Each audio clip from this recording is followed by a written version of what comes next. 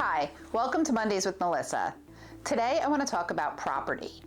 So we see clients all the time that have property in other states. Many times, since we're in New York, they have their property here in New York, and then they'll have property in Florida or property in Connecticut or Pennsylvania or New Jersey, and anything in this like tri-state area.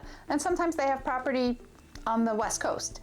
So when people own property in different states, it's really important for them when they're planning to consider putting those properties into trust.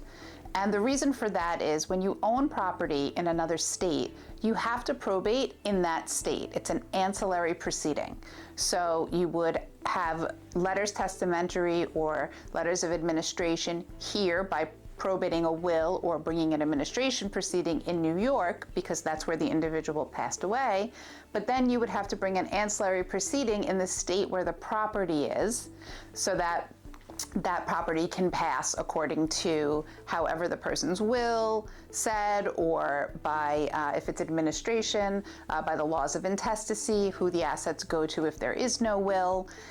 But you would have to bring that ancillary proceeding in another state in order to get that property to the beneficiaries, to the appropriate people. So if the asset, if the house property is held in a trust, even if it's a revocable trust, revocable, irrevocable, it doesn't matter, that property will pass to the beneficiaries without having to go through that probating process. So it really does make a big difference in time, in cost, and also, passing to whomever is specified in the trust versus going through the will or the laws of intestacy, where maybe the property is going to go to somebody that wasn't necessarily intended to go to. So it's very important to think about planning and setting up trusts generally. And in New York, we typically do the irrevocable trusts for the asset protection purposes for Medicaid planning, or we do the revocable trust where we're just trying to avoid having to go through that probate process. So that's in New York, but if you add that property from another state into that New York trust, you're avoiding that second piece of doing probate in another state.